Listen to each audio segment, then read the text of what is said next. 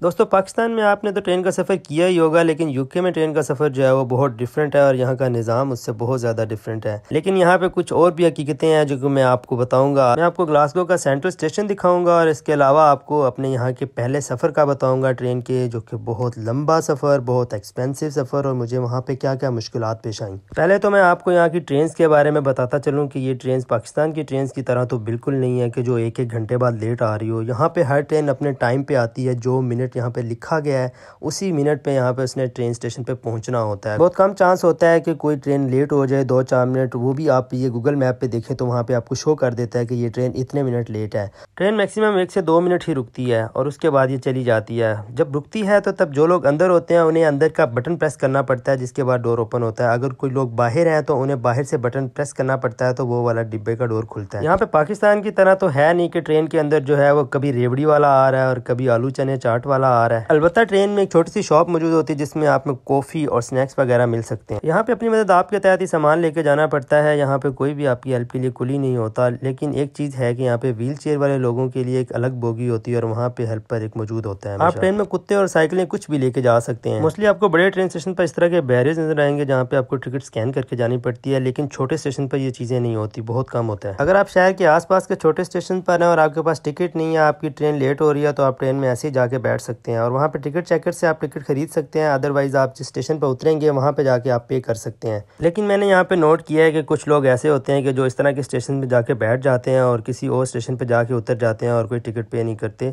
और इनमें मैंने कुछ स्टूडेंट्स की तादाद तो कुछ ज़्यादा देखा है। आप सोच रहे होंगे कि ट्रेन का सारा तो बता रहा है, लेकिन ट्रेन के अंदर से सैर कब करवाएगा? तो ट्रेन के अंदर से सैर आज नहीं मैं आपको करवा सकता, किसी और दिन आपको ट्रेन के अंदर की सैर करवाऊंगा। लेकिन एक बात आपको मैं बताता चलूँ कि इसकी ट्रेन की सीटें बहुत कंफर्टेबल होती हैं और सीटिंग इस तरह की होती है जैसे कि आप किसी डाइनिंग टेबल पे बैठे हुए, क्योंकि सेंटर में एक टेबल लगा हुआ होता है, आमने सामने 2-2 चेयर्स होती हैं। हर सीट के साथ एक चार्जिंग बोर्ड लगा हुआ होता है जहाँ आप अपना मोबाइल चार्ज कर सकते हैं और अपना लैपटॉप चार्ज कर सकते हैं। अब मैं आपको बताता हूँ अपने सफ़र के बारे में कि कुछ माह पहले मुझे एक इमरजेंसी में यहाँ से वेल्स जाना पड़ गया। वेल्स का आपने नाम सुना होगा, ये यूके की तीसरी रियासत है। दोस्तों शाम का वक्त होता है और मेरे पास टाइम कम होता है क्योंकि मुझे अगली सुबह तक वहाँ पहुँचना होता है, और इसके लिए मैं सेंट्रल स्टेशन में आ जाता हूँ और यहाँ पे आके मैं टिकट्स का पूछता हूँ तो ये लोग मुझे बताते हैं कि यहाँ पे डायरेक्ट ट्रेन कोई भी नहीं जाती। और यहाँ का स्टाफ मुझे कहता है आपको 3 ट्रेनें चेंज करके जाना पड़ेगा तभी आप अपनी मंजिल तक पहुँच सकते हैं, और यहाँ से आखिरी ट्रेन ही जाएगी जिससे आप अपनी अगली ट्रेन तक पहुँच सकते हैं, तो वो भी 10 मिनट बाद जाने वाली थी। दोस्तों मेरे पास टाइम कम था तो मैंने फ़ैसला लिया कि ठीक है मैं इधर से ही चला जाता हूँ, क्योंकि बाय एयर तो उस वक्त पॉसिबिलिटी ही नहीं बनती थी। मैं उनसे रेट पूछता हूँ तो वो मुझे कहते हैं कि आपको जो है 175 पाउंड्स पे करने पड़ेंगे तभी आप अपनी मंजिल तक पहुँच सकते हैं। तो मुझे एक बहुत बड़ा शौक लगता है इससे, क्योंकि यहाँ से जहाज़ की टिकट अगर आप लंदन जाते हैं तो 80 पाउंड होती है अगर आप 1-2 दिन पहले बुक करवाते हैं, और कुछ हैं जो आपको 40 पाउंड में भी ले जाते हैं। 175 पाउंड मैं उन्हें पे कर देता हूँ और वो मुझे तीनों ट्रेनों की टिकट्स दे देते हैं और इस तरह मेरे सफ़र का आगाज़ हो जाता है। शाम 5 बजे का टाइम होता है जब मैं यहाँ से निकलता हूँ। ये ट्रेन हमारी लंदन की तरफ जा रही होती है, लेकिन पहला मेरा स्टॉप होता है कार्लाइल। यहाँ पे मैं आपको कुछ क्लिप्स शो करता हूँ जो कि मैंने उस दिन बनाए थे रास्ते में जाते हुए। ये ट्रेन अंदर से बहुत खूबसूरत और कंफर्टेबल होती है। आप लोग जैसे जानते ही हैं कि स्कॉटलैंड एक टूरिस्ट प्लेस और बहुत खूबसूरत है, और ये ट्रेन ऐसी ऐसी जगहों से गुजरती है और बहुत खूबसूरत मनाजिर होते हैं यहाँ के। रास्ते में ट्रेन 1-2 स्टेशन पर रुकती है तो लेकिन हमारे वाली जो बोगी होती है वो ओपन नहीं होती, तो मुझे वहाँ पे थोड़ी परेशानी का सामना करना पड़ता है कि जब मेरा स्टॉप आएगा तो मैं वहाँ पे कैसे बाहर निकलूंगा। साथ में एक परेशानी और भी होती है कि ट्रेन सिर्फ 1 मिनट के लिए वहाँ पे रुकती है और उसी में आपको उतरना होता है ट्रेन से। खैर उससे एक स्टॉप पहले जो है वो वहाँ पे मैं देखता हूँ कि मेरी बोगी में से एक शख्स बाहर निकलता है और वो वहाँ पे बटन प्रेस करता है जिससे डोर ओपन हो जाते हैं। तो जैसे ही मैं वहाँ पहुँचता हूँ तो अगली ट्रेन मेरी 5 मिनट बाद आनी होती है, तो मैं अपना प्लेटफॉर्म ढूंढता हूँ, वहाँ दौड़ते हुए पहुँच जाता हूँ और 5 मिनट बाद ही वो ट्रेन आ जाती है वहाँ पे। मजीद परेशानी ये होती है कि अगर एक ट्रेन भी मुझसे मिस होगी तो अगली सारी ट्रेनें मिस हो जाएंगी और मैं अगली सुबह तक वहाँ नहीं पहुँच पाऊँगा। पूरे 5 मिनट बाद वहाँ ट्रेन आ जाती है और मैं उस ट्रेन में बैठ जाता हूँ। उस ट्रेन में आगे जाना होता है क्रू। अब क्रू और कार्लाइल ये दोनों शॉप जो थे ये दोनों इंग्लैंड के अंदर हैं। ये ट्रेन भी अंदर से अच्छी होती है, काफ़ी कंफर्टेबल होती है, और मैं वहाँ पे क्रू पहुँच जाता हूँ तकरीबन 11-11:30 के करीब।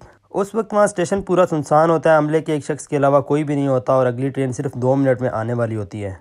मैं जल्दी से अपना प्लेटफॉर्म ढूंढता हूँ और उस प्लेटफॉर्म पर जाके खड़ा हो जाता हूँ। ठीक 2 मिनट बाद वहाँ पे ट्रांसपोर्ट ऑफ वेल्स आ जाती है। जब ये ट्रेन आ रही होती है तो दूर से इस ट्रेन का पता चल जाता है कि ये कोई खटारा आ रही है। इसलिए दोनों ट्रेन इलेक्ट्रिक होती हैं जिसकी वजह से उनका कोई नॉइज़ नहीं होता, लेकिन ये ट्रेन दूर से पता चल जाता है कि ये इंजन वाली है। खैर मैं उसमें आके बैठ जाता हूँ। जैसे ट्रेन के अंदर आता हूँ एक अजीब मंजर देखता हूँ कि प्लास्टिक की सीटें हैं और विंडो ओपन है। वहाँ पे सिर्फ 5 से 7 लोग हैं और टोटल इसकी 3 बोगियाँ होती हैं। ट्रेन में सिर्फ 2 लाइट्स ऑन होती है और विंडोज इतनी ओपन होती है कि कोई शख्स उसमें से इजीली फलांग सकता है। ट्रेन जैसे जैसे टनल में से गुजरती है, खौफनाक किस्म की आवाज़ें अंदर आती हैं और हवा का प्रेशर होता है बहुत ज़्यादा।